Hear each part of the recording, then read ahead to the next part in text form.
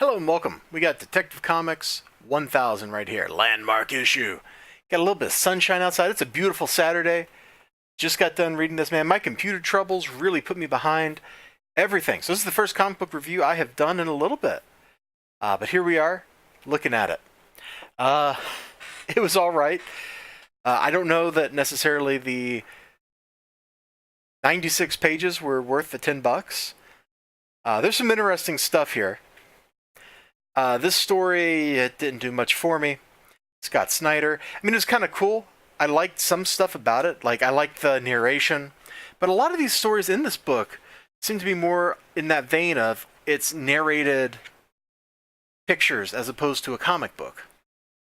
This one does have this terrible, terrible distinction of here's how you read it. Instead of which is how you should read it. I don't know why they decided this was a 2-page spread, but they did. That's kind of cool. I'm not going to spoil what happens in the Scott Snyder story. It is very enjoyable. Kind of cool. Well, I'll just kind of cover this page up here so you can't see it. This story is probably the one I like the best, even though it was really an excuse just to draw Batman fighting every Bat villain. We're just going to show the whole story off.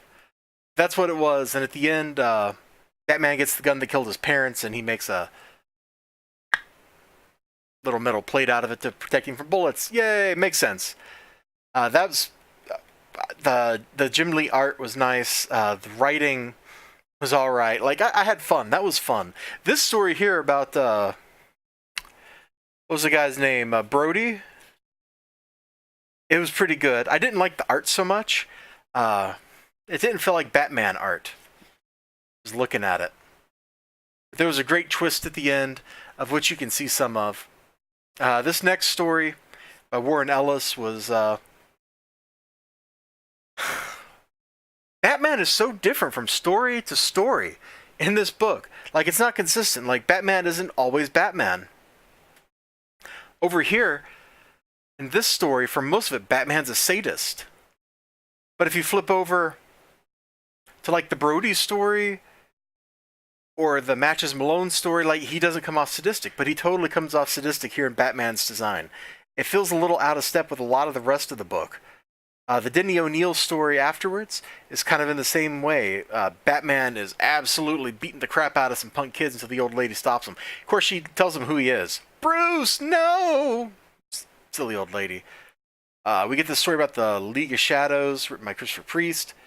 It was pretty good. The best part of it, though, was just looking at the art.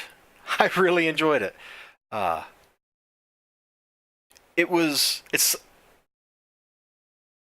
It's from another age. Like, it feels different, you know?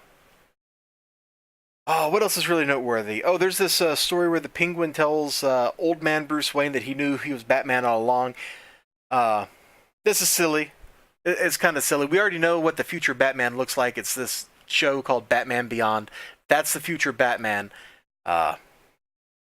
Isn't the Penguin dead in that timeline? Anyway, I don't accept any future except that one. There's a story about the first Robin and Batman's struggle to recruit him. There's this... Yeah, I feel like I should have liked this. It's the Jeff Johns story.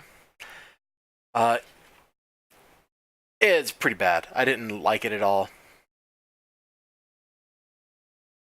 Then there's this whole story that it's written by, who wrote this? Tom King. This whole story is just a setup to a pinup, like just to make to a print that they're going to sell. They better be selling this. It's kind of silly. The fold here is terrible. If you're going to include a 2-page splash like this, don't make it square bound, baby. Please. Please, it hurts. And then finally we get pages of narration with Batman fighting people, all to lead up to the Arkham Knight. To be continued in Detective 101 or 1001. This wasn't bad. I had a lot of fun reading it, but I guess I'm kind of glad I didn't get 5 bajillion covers of it. I think I read somebody on a Discord server I'm on said there was like 87 covers in CLZ or something like that. That's ludicrous. No comic book should have 87 freaking covers. So what can I tell you? Go out there. You know, if you like Batman, you should probably pick one of these up. But just pick one up. Don't get pulled into the terrifying. How do I want to phrase it? The terrifying variant cover game, because you will be let down. You will be burned. It's not good enough. Like Action 1000 wasn't even good enough, and I stupidly spent like $100 on acquiring like one of every cover that I could of those.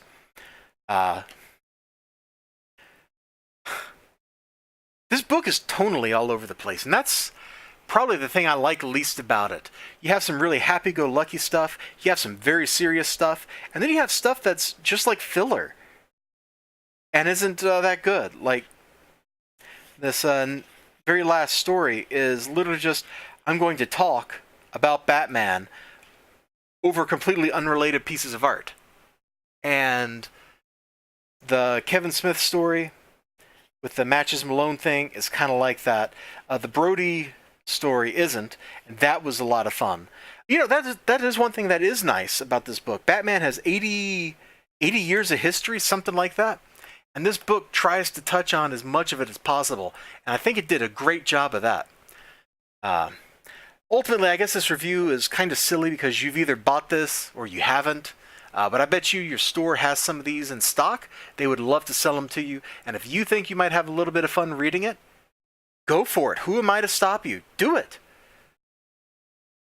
I kind of liked it. And that's my word about Detective 1000. I'll see you all next time. If I remember, there should be some things to click on the screen somewhere, you know, around here. And I'll see you next time. Bye-bye.